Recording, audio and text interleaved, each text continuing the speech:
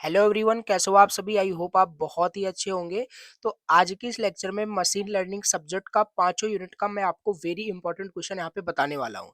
देखो, ऑलरेडी आप सभी को पता होगा जो पांचों यूनिट का वन शॉट है ऑलरेडी अपलोड हो चुका है। जाके अगर अभी तक आपने नहीं देखा है तो सारे वन शॉट को कवर कर लीजिए। राइट। अभी काफी टाइम है और इतने टाइम में आपका बहुत अच्छे से ये सब्जेक्ट तैयार हो जाएगा। प्लेलिस्ट में जाना, अच्छे से एक एक घंटे का आधे आधे घंटे का भी वन शॉट वहाँ पे है। बहुत इजी इजी यूनिट से सब कुछ अच्छे से आपको समझ में आ जाएगा।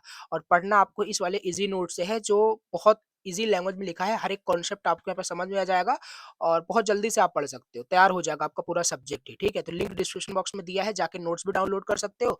और मैं आपको लास्ट में इंपॉर्टेंट क्वेश्चन भी जैसे हमेशा बताता हूँ, और इंपॉर्टेंट क्वेश्चन को भी आपको बिल्कुल छोड़ना ही नहीं है। राइट, यूनिवर्सिटी एग्जाम के पहले सब आपको तैयार कर लेना है।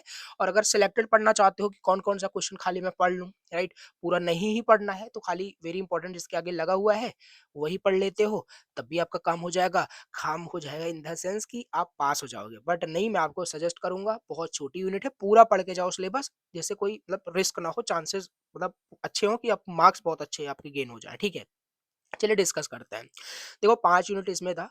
पहला इंट्रोडक्शन, दूसरा डिसीजन ट्री लर्निंग था, तीसरा यहाँ पे evaluating hypothesis, then computational learning theory, genetic algorithm. सारे यूनिट्स इजी हैं। देखो, न्यूमेरिकल इसमें मतलब ऐसा नहीं है ही नहीं, न्यूमेरिकल है, बट एग्जाम में आपको न्यूमेरिकल में भी ना मिले। ठीक है, क्योंकि इलेक्टिव सब्जेक्ट है और इजी यहाँ पे आपका पेपर होने वाला है, तो ज़्यादा परेशान नहीं होना है। थ्योरी आप पढ़ लीजिए, आपका हो जाएगा। ठीक है, तो अगर यूनिट फर्स्ट से मैं बात करूँ, यूनिट फर्स्ट से टोटल मैंने यहाँ पे 9 क्वेश्चंस मेंशन किए हैं।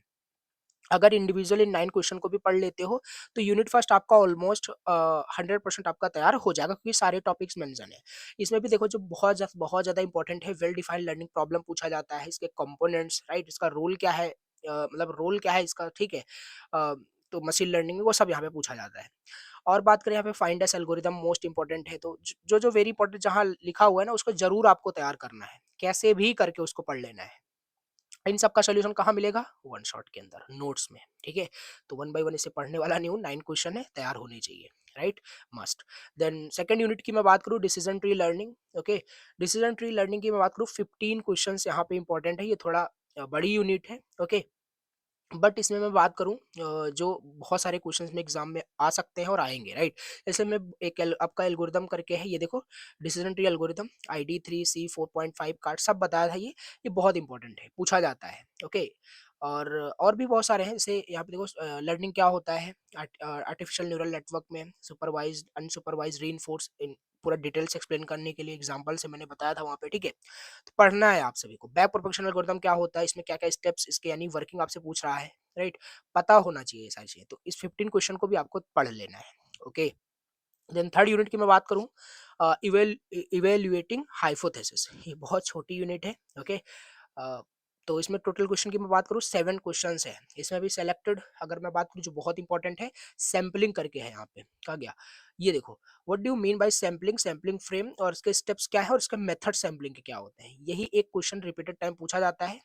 राइट, तो बट एक ही नहीं पढ़ना है, 7 ही क्वेश्चन है, इजी है, सारी चीजें पढ़ सकते हो, कोई दिक्कत नहीं। तो ये हमारे हो जाएगा, इवैल्यूएटिंग हाइपोथेसिस कंप्लीट हो जाएगा। ठीक है, तो 7 क्वेश्चन अच्छे से पढ़ लेना है, देख लेना है, सबका सोल्यूशन मैंने करा रखा है, परेशान नहीं होना है। देन फोर्थ यूनिट है कंप्यूटेशनल लर्निंग थ्योरी। एंड इसमें मैं बात करूँ, इसमें 9 क्वेश्चंस मैंने मेंशन किए हैं। इसमें भी देखो एल्गोरिदम्स दिया हुआ है। जो एल्गोरिदम है ना, उसको आपको जरूर प्रैक्टिस करना है, उसमें जो स्टेप्स उसकी जो वर्किंग है उसको जरूर पढ़ना है आपको। जैसे इसमें देखो, KNN करके है, के नियरेस्ट नेबर एल्गोरिदम दिया हुआ है, ये बहुत इंपॉर्टेंट है, स्टेप्स पूछता है इसका। ओके, कैसे काम करता है, इसकी वर्किंग, ये इंपॉर्टेंट है।